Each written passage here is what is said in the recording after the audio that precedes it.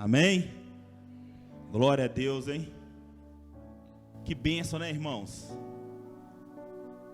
A gente tem esse privilégio, né? Acordar num domingo bonito, um tempo lindo desse. E a gente entender que Deus é que proporciona tudo. Né? Queria que os irmãos abrissem aí em 1 Pedro, versículo 3.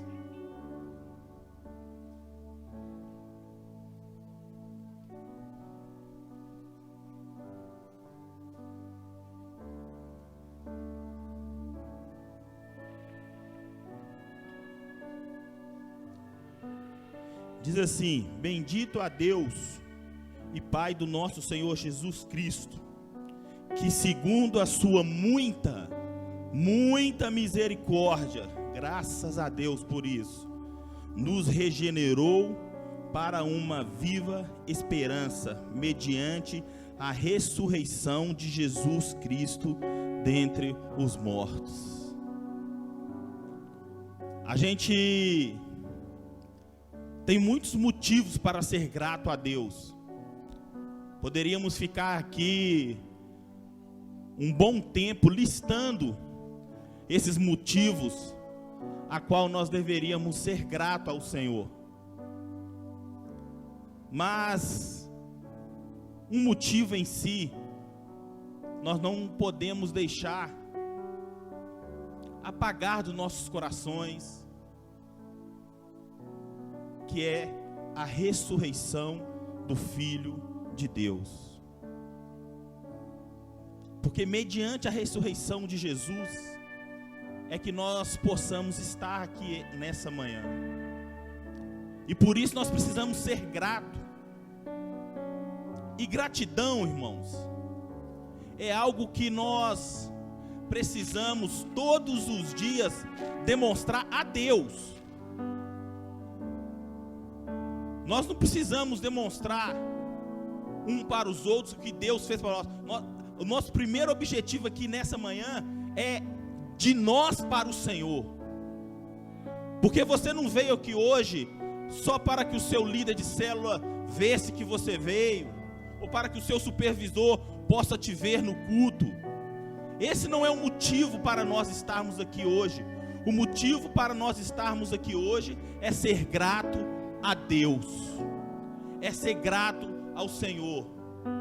Não estamos aqui para cumprir um rito religioso. Domingo pela manhã eu tenho que ir no culto. Não, você não tem. Você não tem. Isso não é religiosidade. Nós saímos de casa e viemos aqui porque nós somos gratos ao que Ele fez por nós, ao que Ele ainda há de fazer por nós. Nós precisamos ser gratos. E gratidão, ela é algo tão profundo, irmãos, tão profundo, que a partir do momento que a gente demonstra gratidão, nós começamos a valorizar aquilo de fato que precisa ser valorizado. Daqui a pouco nós vamos entrar no período da adoração. Adoração é atribuir valores. Valores, sermos gratos a Deus todo o tempo. Deus nos mostra em Apocalipse uma igreja que perdeu o amor.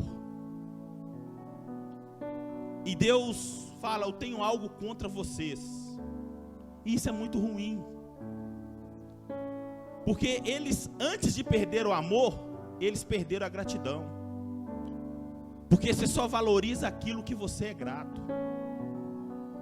Então precisamos ser gratos a Deus nessa manhã.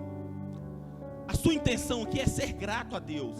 Você veio aqui para realizar um culto. Você não veio aqui receber nada, irmãos. Você não veio aqui receber, você veio realizar um culto de gratidão a Deus. Você veio aqui agradecer a Ele por tudo que Ele tem feito e por tudo que Ele há de fazer. Então oremos agora, agradecemos ao nosso Senhor. Agradeça a Ele aí por tudo que até esse momento Ele tem feito por você. E pelo que você tem certeza que Ele vai fazer no seu futuro. Deus, nós somos gratos ao Senhor. Primeiramente, somos gratos ao Senhor pelo teu Filho Jesus, que morreu e ressuscitou dentre os mortos, ó Deus, para que eu e meus irmãos aqui pudessem ter uma oportunidade nessa manhã de fé ao Senhor. Obrigado por esse amor incondicional. Obrigado por esse amor que o tempo jamais poderá apagar, Senhor. Obrigado porque o Senhor nos escolheu, ó Pai, dentre tantos, o Senhor nos escolheu nessa manhã para estarmos aqui diante do Senhor, e isso nós queremos demonstrar o nosso coração grato. Ó Deus, somos gratos por aqueles que o Senhor vai resgatar do mundo de pecados, para aqueles que as células vão alcançar, para aqueles que o encontro irão alcançar, Senhor. Ó Deus, somos gratos pelos nossos familiares que ainda não conhecem o Senhor. Ó Deus, mas vai chegar um tempo que o teu amor vai invadir esses corações, Senhor. Oramos por aqueles que estão afastados do caminho do Senhor. Somos gratos ao Senhor pelo que o Senhor vai fazer aí resgatando essas pessoas de volta, Senhor. Ó Deus, somos gratos ao Senhor pelo ar que respiramos. Somos gratos ao Senhor, ó Deus, pelo pão de cada dia, ó Pai. Somos gratos ao Senhor, Pai. Aleluia.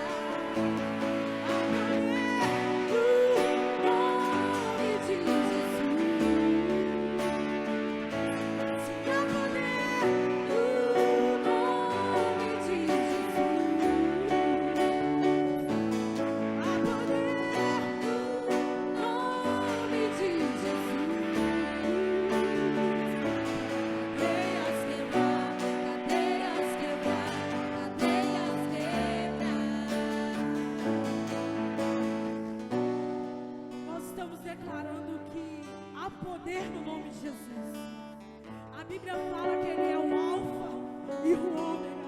Ele é o início, o meio e o fim. Eu não sei você, mas quando nós declaramos que há poder no nome de Jesus, nós precisamos acreditar no que estamos falando. Muitas vezes nós cantamos mentiras, mas se existe uma coisa que é verdade e intensa agora, é que há poder no nome dEle. Eu te convido agora a entrar num ambiente de guerra. Nós vamos entrar num ambiente de guerra. Nós vamos declarar que as crises de ansiedade vão cair, que as doenças psicológicas vão cair, que os vícios vão cair, que as enfermidades vão cair. E eu te convido a declarar isso no nome de Jesus, mas com intensidade, com desespero. Amém? Será que você pode gastar esse minuto nos pés do Senhor e declarar que vão cair as enfermidades, que nós somos livres, que há poder no nome dEle, porque há poder no nome dele. Há poder no nome de Jesus. Há poder no nome de Jesus. Se há poder no nome de Jesus.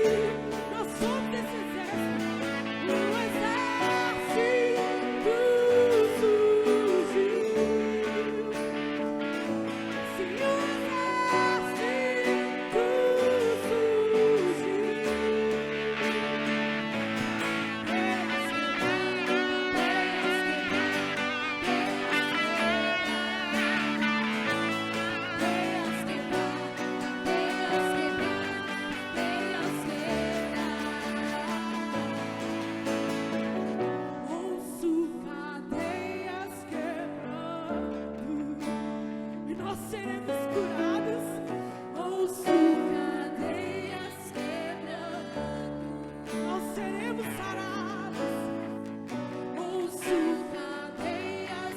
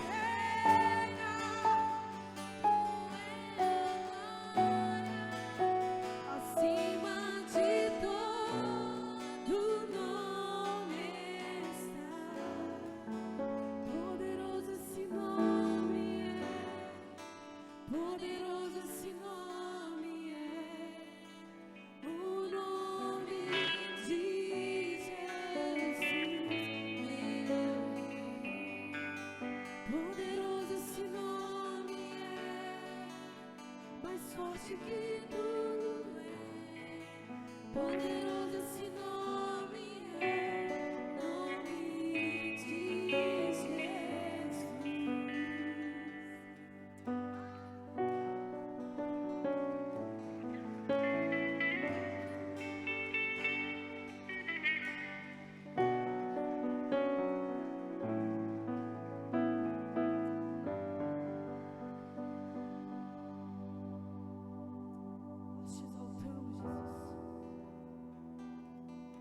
Feche os seus olhos.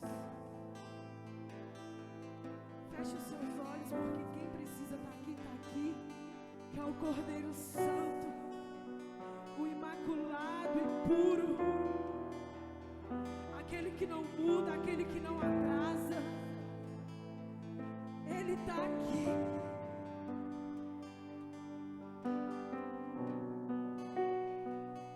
Eu não conheço outra canção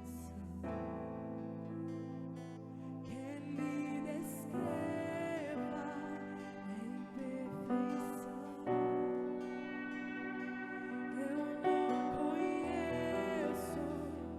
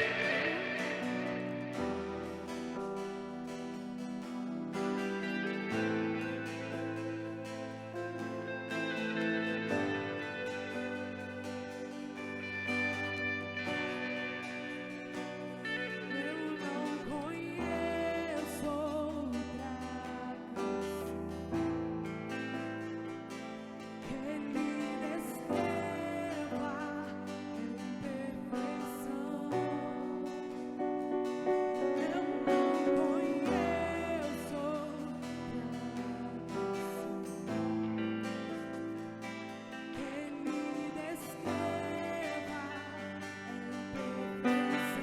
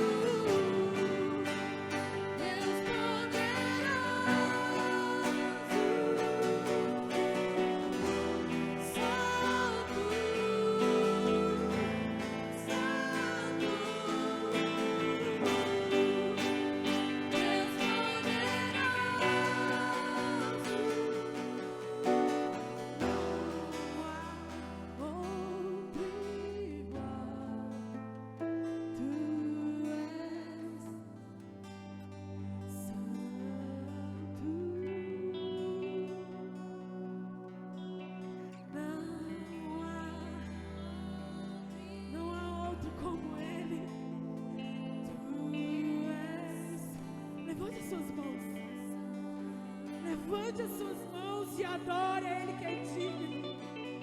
Não há outro nos céus e na terra. Ele é santo, Ele é digno. Não há outro igual.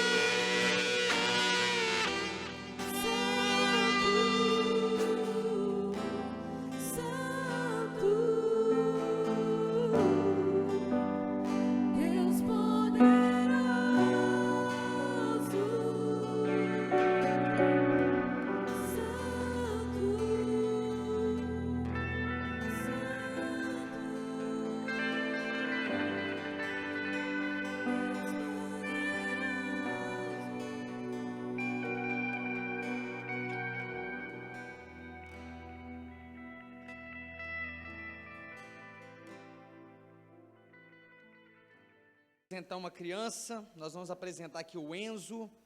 Então os pais Uliana, Marta e Diego Rodrigues, pode trazer o Enzo aqui. Se algum familiar quiser acompanhá-los aqui no altar, pode também, tá bom? Enquanto isso, a igreja poderia abrir comigo, por favor. Vocês podem abrir comigo, por favor, em Lucas capítulo 2, versículo 52. Pode ficar aqui pertinho.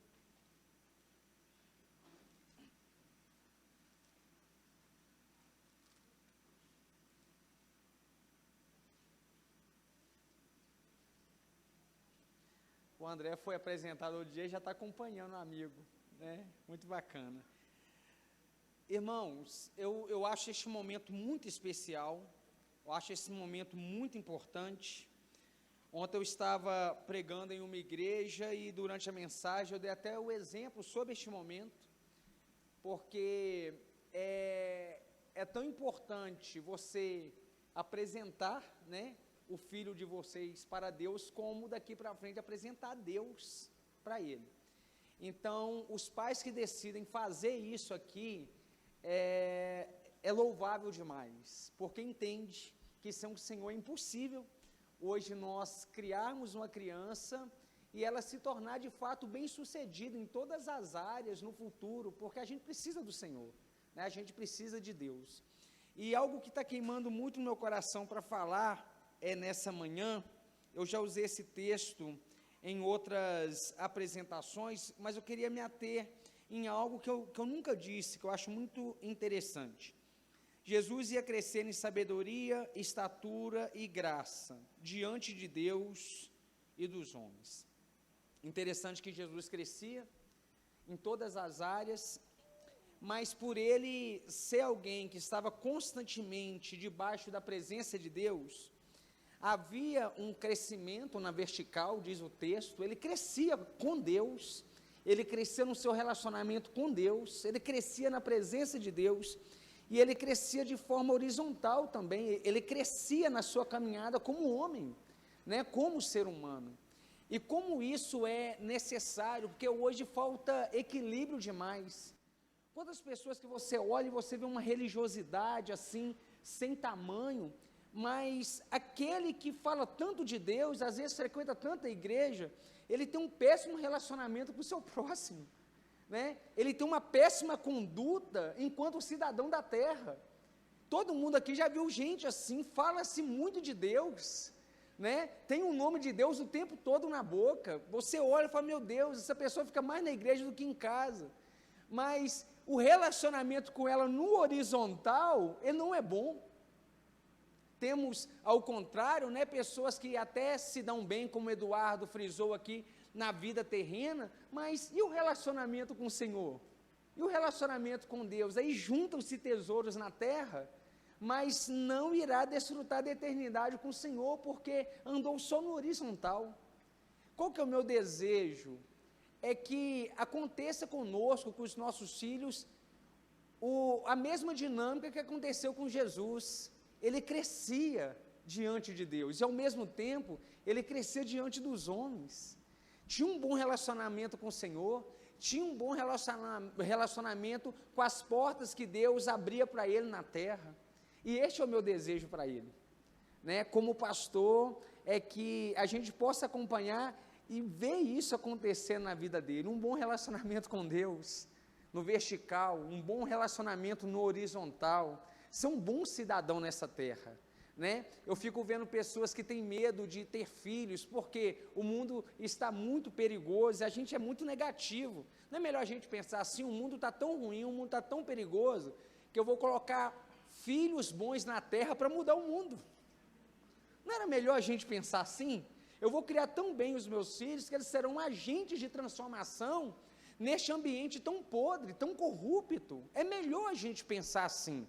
É melhor a gente profetizar assim, ministrar o que a gente precisa em oração desejar, né, para o Enzo, né, desejar para a vida dele, que ele cresça em estatura, que ele cresça em graça, que ele cresça em conhecimento. diante de Deus e diante dos homens. Irmão, pense numa coisa plena, pensa numa coisa poderosa. Isso quer ser bem resolvido.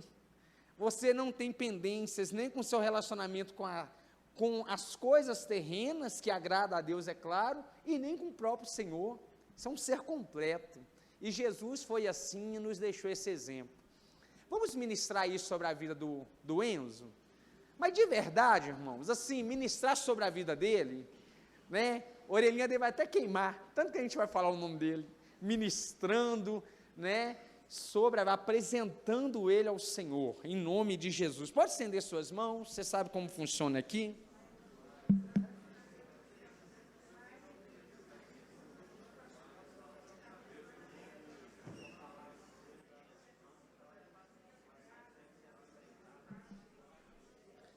Oh Deus, como nós te glorificamos pela vida do Enzo. Que criança maravilhosa, que criança perfeita. Obrigado, Senhor, por essa oportunidade que o Senhor nos dá, de orarmos pelo Enzo, ministrar sobre a infância, sobre a adolescência, sobre a sua juventude, ministrar sobre a sua fase adulta. Nós queremos crer que a Tua graça irá acompanhar o Enzo por toda a sua vida, que ele será próspero, abençoador, que ele será agraciado, que ele será um homem cheio do Teu Espírito Santo, que ele será um homem de caráter, que cuidará bem da sua família, cuidará bem dos seus pais, será obediente, estudioso, amará a igreja, amará a palavra do Senhor. Deus, que ele possa, assim como Jesus, crescer em estatura, em graça, conhecimento, diante de Deus e também dos homens. Deus, que não falte saúde para o Enzo, que não falte proteção. Eu repreendo a violência, o homem mau, a pedofilia, qualquer influência maligna sobre a vida do Enzo.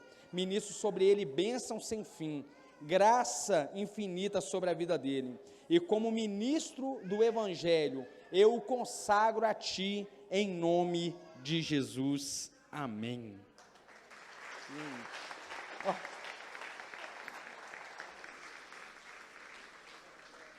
Tá de pastor pentecostal aqui, ó. Benção. Deus te abençoe. Obrigado, viu? Pelo privilégio, pela oportunidade, tá bom? Pela confiança. Amém, queridos? Isso é bom demais. Isto é muito bom. Abra comigo, por favor, a tua Bíblia, no livro de João, capítulo 14.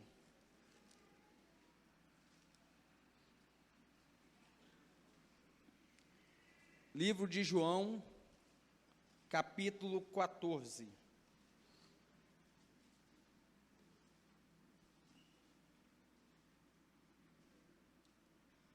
Evangelho de João. Todos acharam? Amém, queridos? Você vai ficar com a sua Bíblia aberta. Nós vamos ler o versículo 1, depois nós vamos ler o versículo 25, obrigado, o 26 e o 27. Está escrito assim: não se perturbe o coração de vocês, creiam em Deus, creiam também em mim. Na casa do meu pai há muitos aposentos. Se não fosse assim, eu lhes teria dito, vou preparar-lhes lugar. Versículo 25. Tudo isso lhes tenho dito, enquanto ainda estou com vocês. Mas o Conselheiro, o Espírito Santo, que o Pai enviará em meu nome, lhes ensinará todas as coisas e lhes fará lembrar tudo o que eu lhes disse. Deixo-lhes a paz, a minha paz lhes dou. Não a dou como o mundo a dá. Não se perturbe o seu coração, nem tenham medo. Deus, obrigado por essa palavra, fale conosco, me use por misericórdia e graça, em nome de Jesus, amém. Queridos, neste texto que nós lemos, Jesus está tendo uma conversa com os discípulos, com a intenção de prepará-los para um tempo difícil que viria. Que tempo seria esse? O tempo onde Jesus não estaria de corpo presente mais com os discípulos. E sem Jesus presente, isso quer dizer que, de certa forma, as coisas iriam piorar. Já estava um tanto quanto que desafiador viver o ministério com Jesus do lado, e agora o mestre, o discipulador daquele grupo, está dizendo que ele irá voltar para o Pai. Jesus está dizendo que viriam para os discípulos tempos difíceis, que viriam complicações por aí, mas que diante dessas complicações, eles pudessem não sentir medo, que eles não deixassem o coração deles, durante aquele período, perturbados. Jesus, em uma linguagem mais jovial, ele está dizendo assim: eu estou indo, mas gostaria que todo mundo ficasse de boa aqui na terra. Eu vou, mas eu vou deixar uma paz. Eu vou, mas vou deixar uma coragem, uma força tão grande, através do Espírito Consolador, que a partir de agora ele vai estar sobre a vida de vocês. Jesus, nesse texto, está dizendo o mesmo que ele disse em Mateus capítulo 5, versículo 36, para o principal líder da sinagoga, quando Jesus disse assim para ele: não temas, crê somente. Essa paz que eu vou deixar vai exceder o entendimento de vocês. Essa paz que eu vou deixar vai exceder a compreensão de vocês. Nem vocês vão acreditar na própria fé de vocês. Nem vocês vão acreditar no nível de coragem que este Espírito irá colocar dentro de vocês.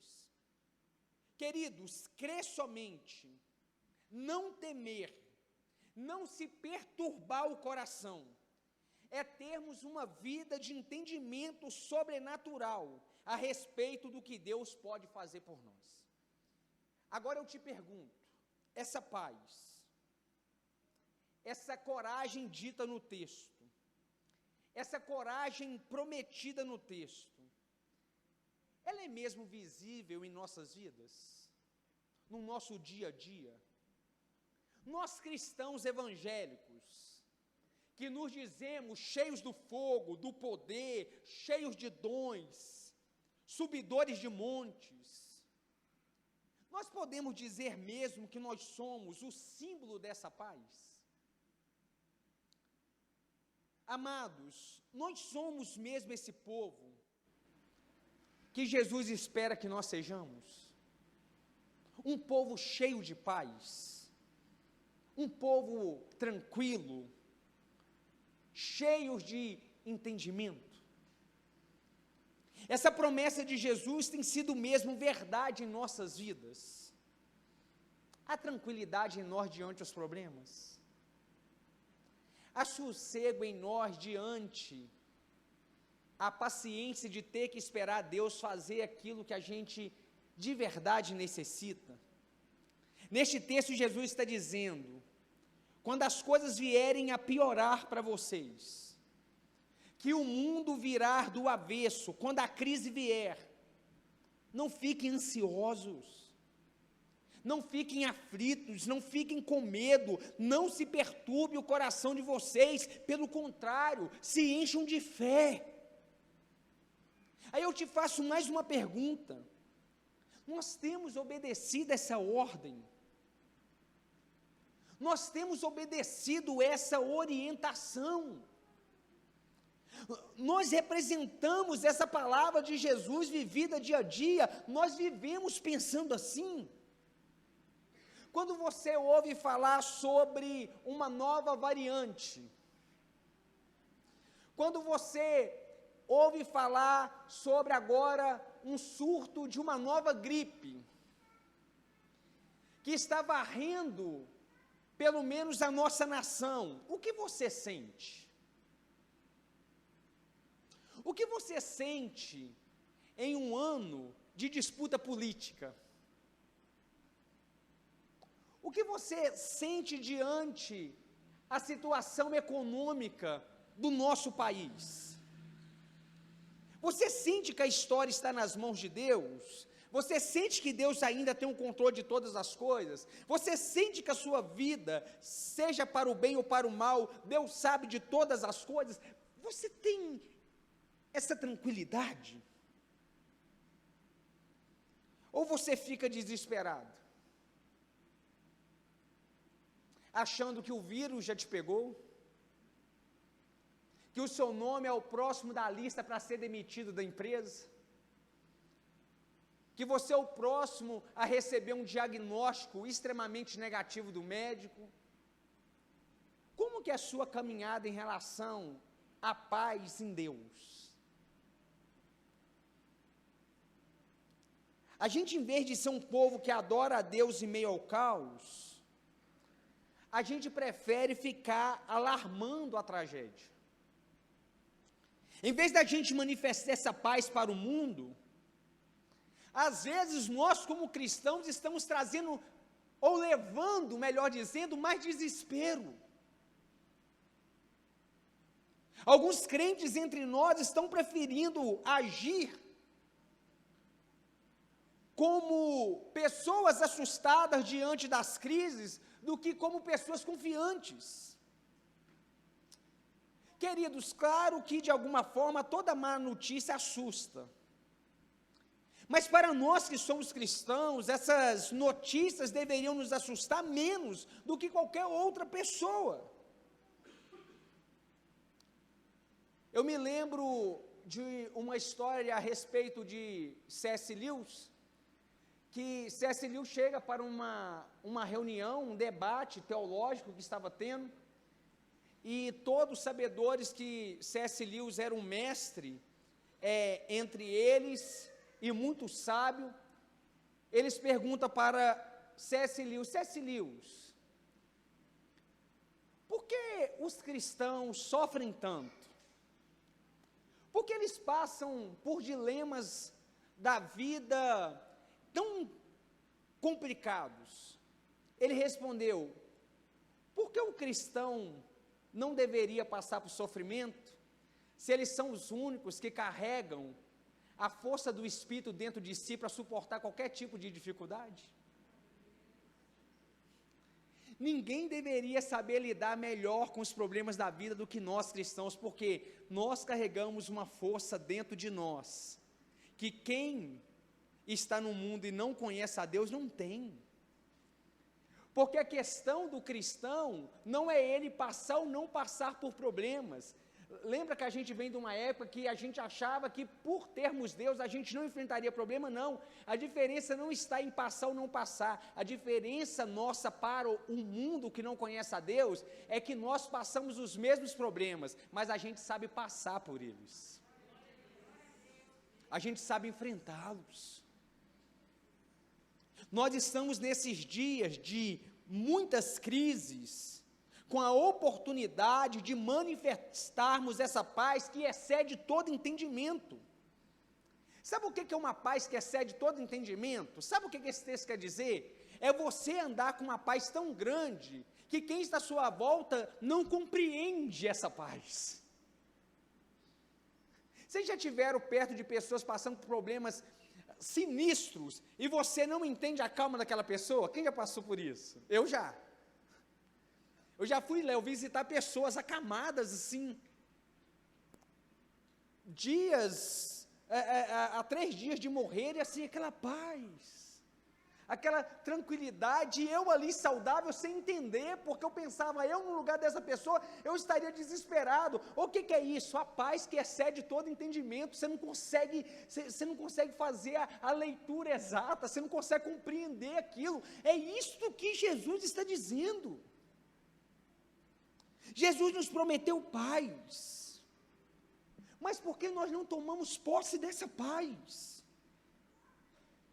Será que a gente acha que essa promessa é uma mentira? Será que a Bíblia se enganou sobre nos prometer uma paz que excede todo entendimento? Não, querido. Por que não sentimos essa paz em nós?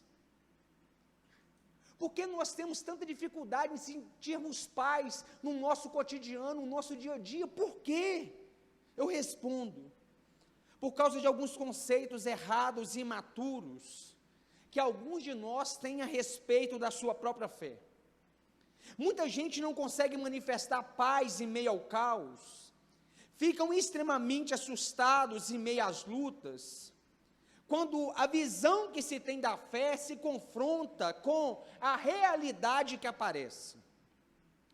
Muita gente aprendeu a usar a fé no nosso país como um pincel para se pintar o mundo cor-de-rosas. Nós somos muito mal ensinados com um evangelho diluído, que trazia a ideia que a nossa vida seria só vitória. Muita gente no Brasil e no mundo foram iludidos com a mensagem que a vida do crente não tem derrota, que a vida do crente não tem problema, que a vida do crente é só prosperidade. Muita gente entre nós foram iludidos com profecias que só mostrava portas abertas, profecias que só mostravam restauração de casamentos, promoção do trabalho, causas ganhas na justiça. E quando elas se depararam com a realidade que no mundo também temos aflições, essas mesmas pessoas se encheram de medo, se encheram de ansiedade, se encheram de frustrações. Pessoas que aprenderam a se relacionar com Deus à base de trocas e de viés ufanistas. E pessoas assim geralmente não conseguem manifestar paz em tempo de guerra. Alguns anos atrás eu fui visitar uma senhora, ela estava nos primeiros meses muito assídua na nossa igreja, e de repente ela sumiu, e eu procurei saber o endereço daquela senhora, e eu fiz questão de ir lá visitá-la. Cheguei lá, no fim de tarde, entrei, sentei ali na sala da casa dela, e eu fui ali para fazer apenas uma pergunta: por que uma pessoa que aparentemente, que em primeiro momento mostrava assim, tanta vontade de estar na igreja, sumiu de repente? Sabe o que aquela mulher me respondeu? Ela falou: eu estava indo para buscar minha bênção não chegou, Deus não merece minha presença na casa dele. Ele não me deu o que ele deveria me dar. Culpa de um evangelho corrompido, pregado por muitas décadas em nosso país.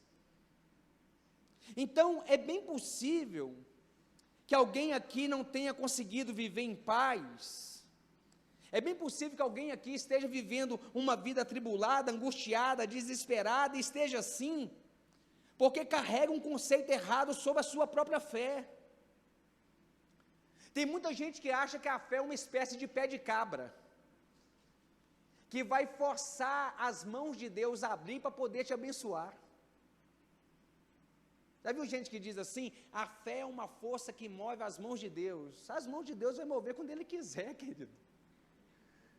Ele é soberano. A gente não sabe o que a gente quer para a gente, Ele sabe. Ele sabe a hora. Ele sabe o momento, queridos. Se Deus te dá tudo o que você tem pedido, é capaz de você morrer, porque você não sabe pedir. Eu não sei pedir. Então, muitos de nós pensamos que a fé é isso, e fé não tem nada a ver com a habilidade para se barganhar com Deus. A fé tem tudo a ver com se render à vontade de Deus. Eu lembro de uma criança aqui na igreja, na época ela estava com 11 anos, agora, se eu não me engano, ela deve estar com uns 13 anos. Eu lembro que quando deram a notícia que a avó dela tinha falecido, ela chegou na sala onde estavam todos os parentes chorando, e sabe o que essa criança falou para os seus parentes adultos? Essa criança falou assim: eu aprendi na minha igreja, e graças a Deus foi aqui, eu aprendi na minha igreja a respeitar a vontade de Deus. Eu posso até não aceitar o que está acontecendo, mas eu tenho que respeitar a vontade de Deus. A vontade de Deus foi levar minha avó. Eu não posso ficar aqui questionando, reclamando. Eu respeito a vontade de uma criança de 11 anos. Uma criança. Fé pura. Fé genuína. Em um momento de pandemia, por exemplo, eu posso me precaver, eu posso me proteger, não sou contra isso. Até mesmo porque dependência de Deus não é falta de ação. Só que diante essas notícias ruins, que nós ainda teremos outras, nós como cristãos, a gente não pode se desesperar, até mesmo porque só se desespera quem não sabe esperar. A fé, ela não comunga com ansiedade, a fé não comunga com medo, a fé comunga com a paz. Não temas, crê somente, não perturbe o vosso coração. Querido, tome muito cuidado com a ilusão de esperar um mundo cor-de-rosa. Tome muito cuidado com a ilusão de você esperar ter um casamento perfeito, uma vida financeira perfeita, esperar ser uma pessoa perfeita em um mundo perfeito. Tome cuidado, isso é ilusão. A única forma de alguém ser uma pessoa perfeita é ela se tornar um perfeito hipócrita. Não temer, crer somente e não perturbar o coração é o que Deus espera de nós em um mundo cheio de caos. Em um mundo cheio de problemas e de enfermidades. Nós não estamos blindados dessas coisas, mas podemos superá-las, carregando essa paz que excede todo entendimento. Outro motivo que nos faz não sentirmos essa paz em nós, e também a manifestarmos, se chama justiça própria. Muita gente também aprendeu que é possível manipular o poder de Deus, que é possível manipular a vontade de Deus e as permissões de Deus a partir do nosso nível de santificação. Tem muita gente que acha que quanto mais ela orar, quanto mais ela participar de cultos, quanto mais ela ofertar, quanto mais ela for fiel nos dízimos e nas ofertas, quanto mais ela se dedicar na obra de Deus, quanto mais ela fugir do pecado, mais livramentos ela terá, mais ida segura ela também terá. E não é necessariamente assim que o mundo espiritual funciona. O mundo espiritual não funciona por aquilo que a gente faz a nível de sacrifícios. O mundo espiritual funciona por aquilo que Jesus fez. Este pensamento a nível de justiça própria faz a gente não aceitar com paz os problemas da vida, os problemas do mundo. Porque a gente acha que o nosso alto nível de santificação nos dará poder de dominar o céu através da nossa própria justiça. Que justiça, amado! A Bíblia diz que as nossas justiças são como trapos de imundícias. Que justiça! É aquela historinha que eu gosto de contar, né? Eu fiz um favor para uma senhorinha, uma gracinha. Aí eu fiz para ela um favor, e quando eu acabei de fazer o favor, ela falou para mim assim: que Deus te dê tudo que você merece. Aí eu pensei dentro de mim: está amarrado em nome de Jesus, porque se tem um negócio que eu mereço é o inferno. Porque a gente tem essa ideia, né, que se a gente for certinho demais na igreja, se a gente fizer tudo bonitinho, a gente merece coisas boas de Deus. Merece nada, irmãos. A gente não merece nada. E quando a gente tem esse pensamento, quando a gente não recebe o que a gente acha que merece, a gente briga com Deus, a gente culpa Deus. Gente que fala assim: eu vou, igual a história da senhora, eu vou parar de ir na igreja, como se parar de ir na igreja afetasse a Deus de alguma forma. Vai afetar você. Deus não perde nada com você ou largando, quem perde é você. Mas a nossa fé é prejudicada quando a gente vive com esse senso de justiça própria. Queridos, se Jesus não tivesse nos justificado como sacrifício na cruz do Calvário, nós estaríamos todos enrolados. Tem muita gente frustrada, angustiada, sem paz nenhuma no coração, sem esperança por causa de injustiça própria. Tem gente que acha que Deus é obrigado a abençoar porque ele fez uma campanha em tal lugar, porque ele deu uma oferta de sacrifício em outro lugar, porque ele fez isso em outro lugar, porque ele subiu num monte tal em outro lugar, e ele acha que Deus é obrigado. Irmãos, nós precisamos amadurecer em relação à nossa fé. É muita gente frustrada, porque essas pessoas acham que o jejum que elas fizeram, que os montes que elas subiram, que os pecados que elas renunciaram, deveriam ter as impedido de serem reprovadas em concursos, de serem demitidas de tal emprego. Não é assim que funciona. A minha santificação não pode ser usada como arma de manipulação dos céus a meu favor.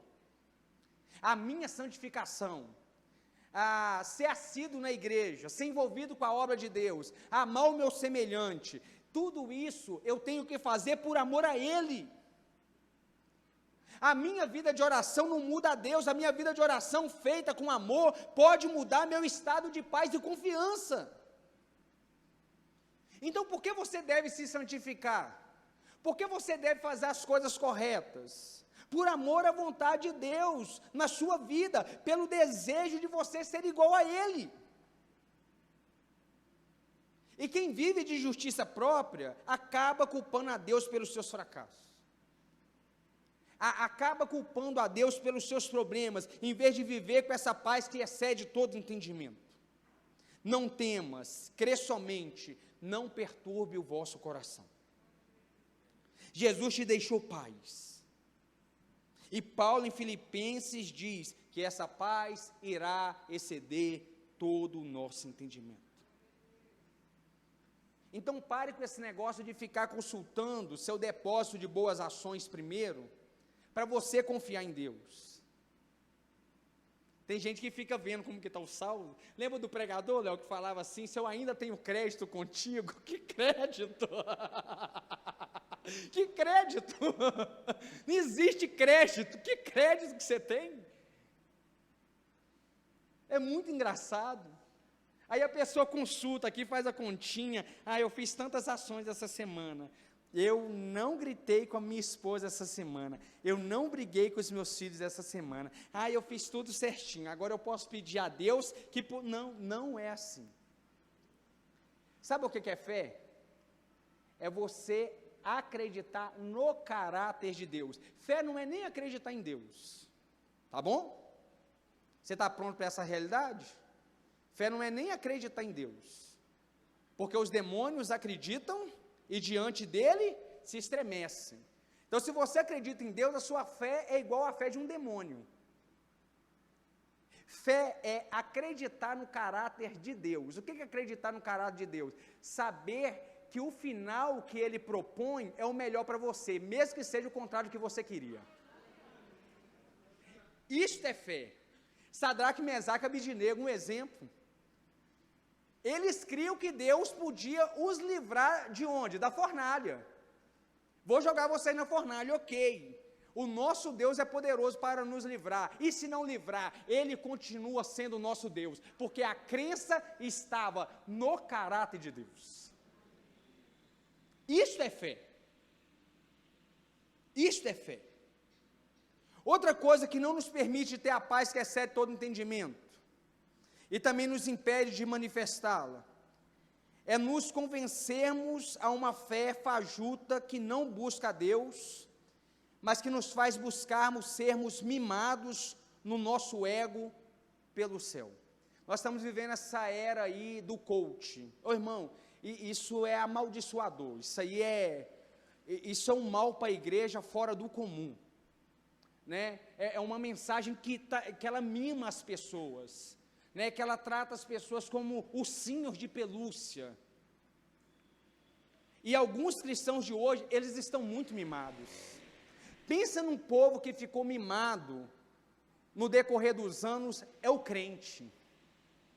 Cristãos que não conseguem se manter calmos, firmes, sólidos, em tempo de caos, porque o ambiente que esses estão acostumados é um ambiente de mimo. Pessoas que gostam de ouvir que elas são a joia rara de Deus. Pessoas que gostam daquele pregador que diz que nós somos o centro do coração de Jesus. Pessoas que gostam daquele outro pregador, tem um pregador aí, que ele diz o seguinte, que nós temos a mesma importância para Deus que Jesus tem. Quando a gente vive uma fé que nos coloca no centro, esse tipo de fé não me permite saber viver em paz em meio ao caos. Eu já fui em igrejas pregar, querido, que todos os louvores, era para massagear o ego dos ouvintes, e não para adorar a Deus. 5 canções, e todas as canções falavam de quem? Do homem, do ser humano, do quanto ele é precioso, do quanto ele é isso, ele é aquilo, meu Deus!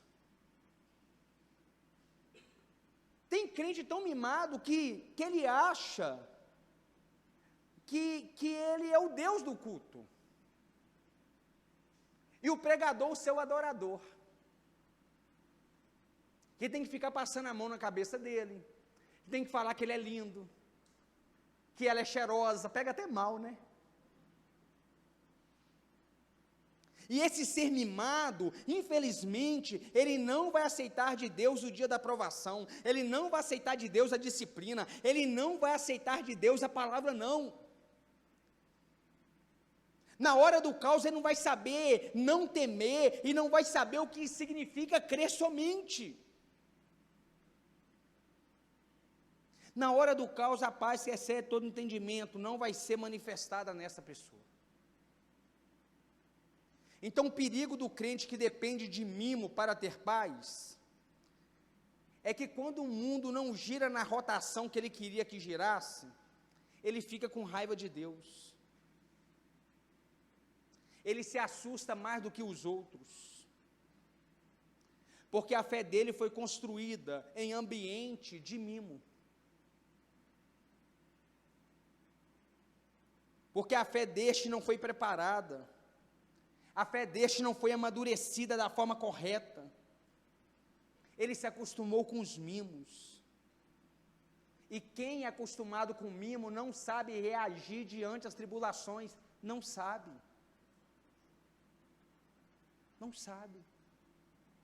essa paz que excede todo entendimento, é uma paz que foi colocada dentro de nós, e por essa paz estar dentro de nós precisamos nesses dias não temer, a gente precisa crer,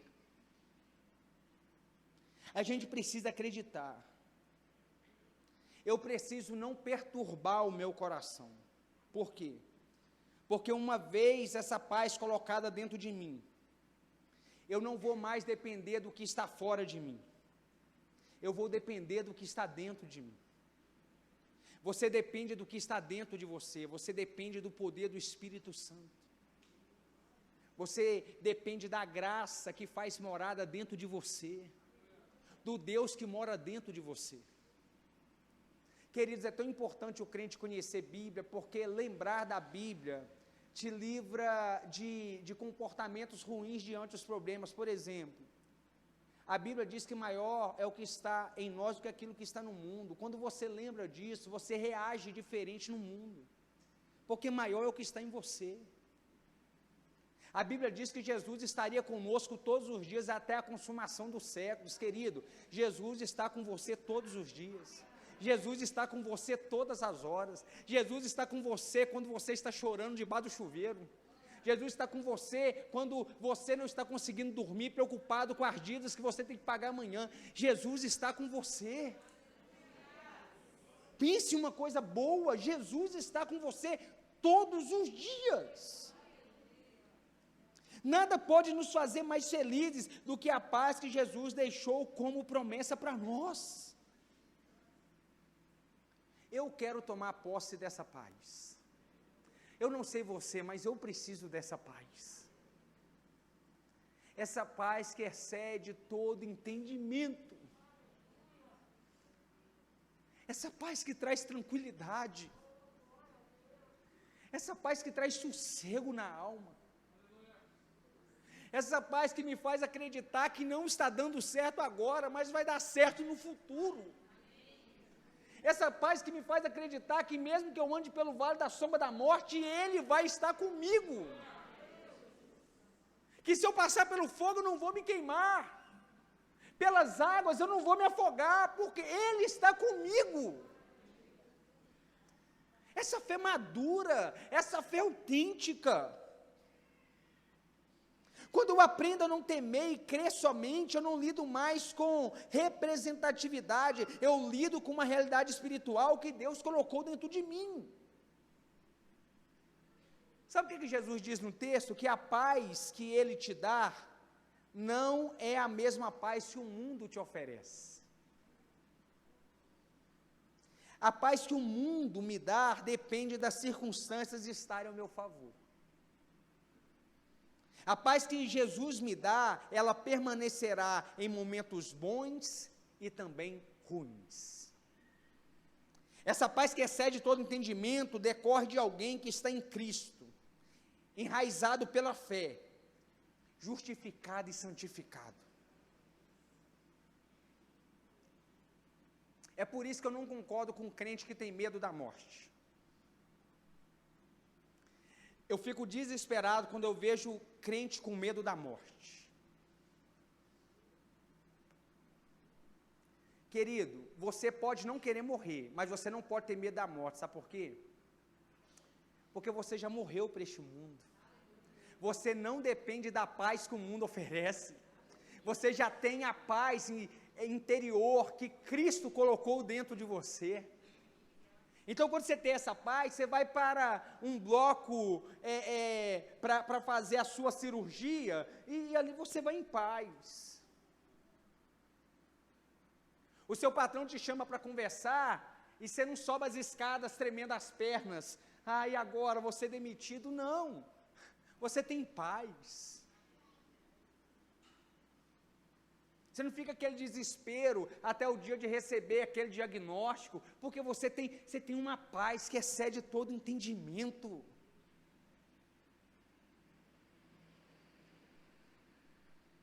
Essa paz me faz ter de Deus uma advocacia eternamente gratuita.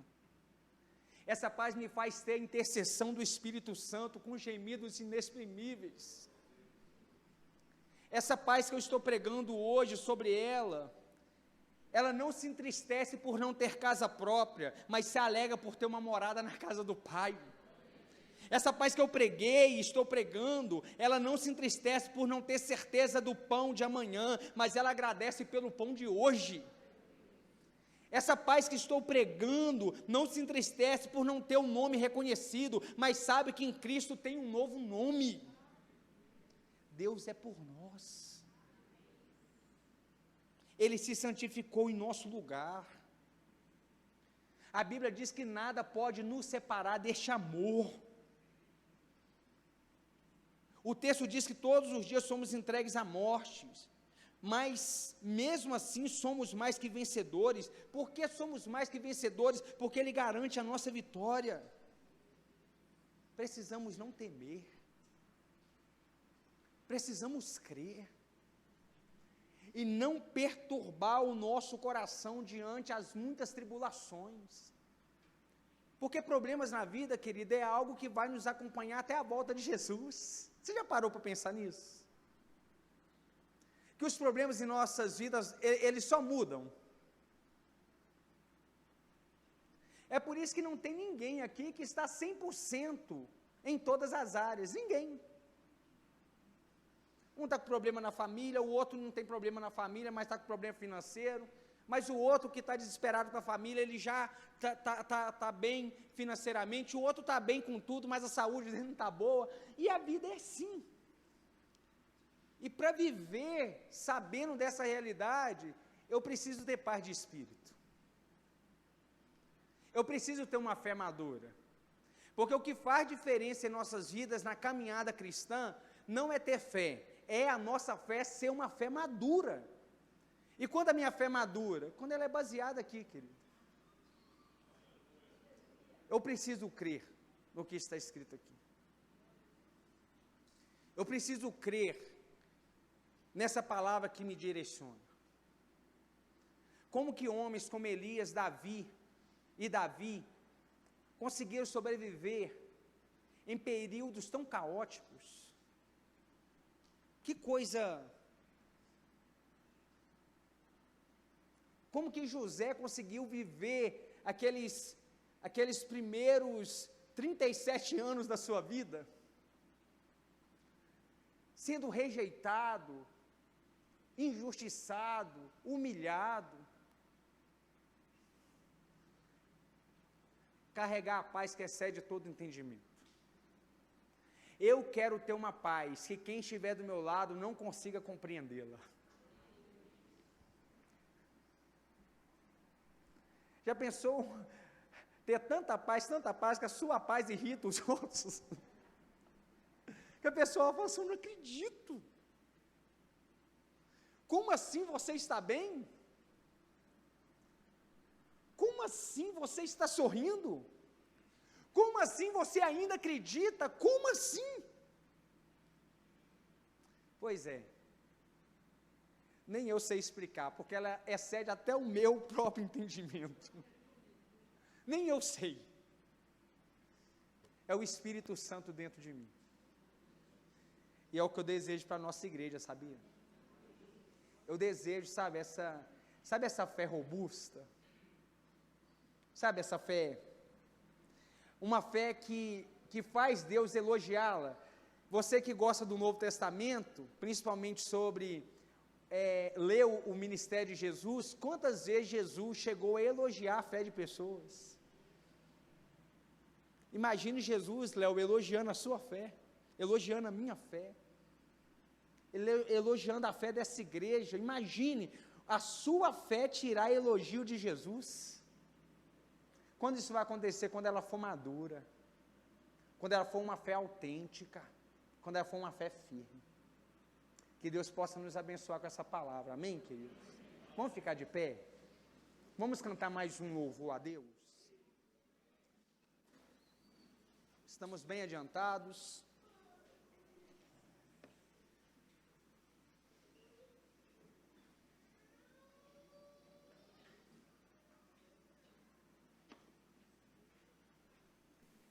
Coloca a mão no seu coração. Você consegue conversar com Deus a respeito do que você ouviu? Você consegue prometer para Deus uma fé madura?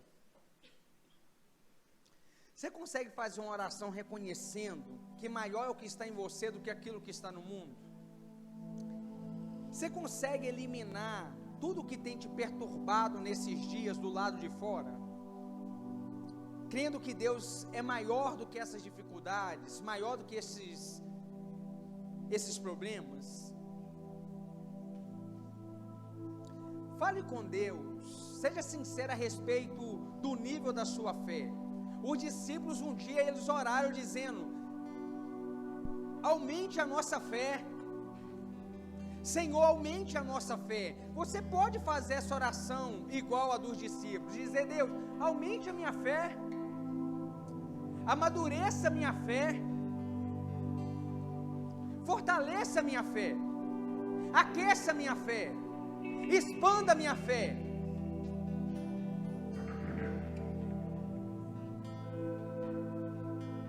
Vamos adorar o Senhor.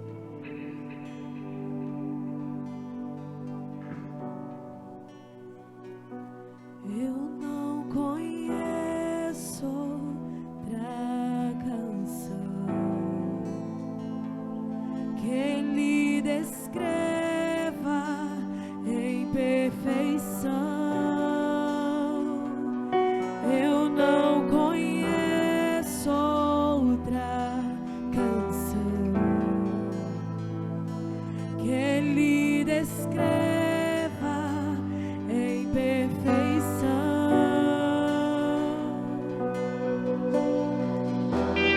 Santo, Santo, Deus poderoso,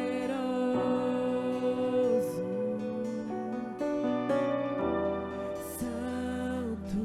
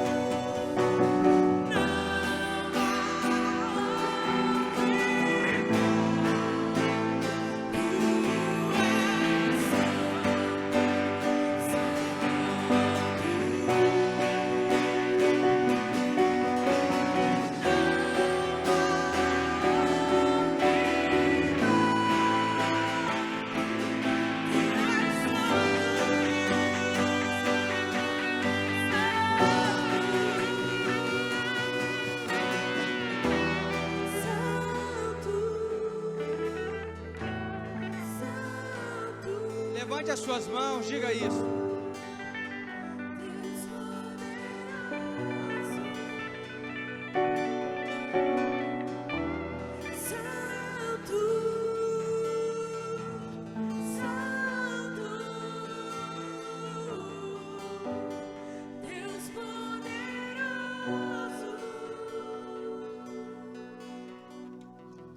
Você pode aplaudir o Senhor? Aleluia. Glória a Deus.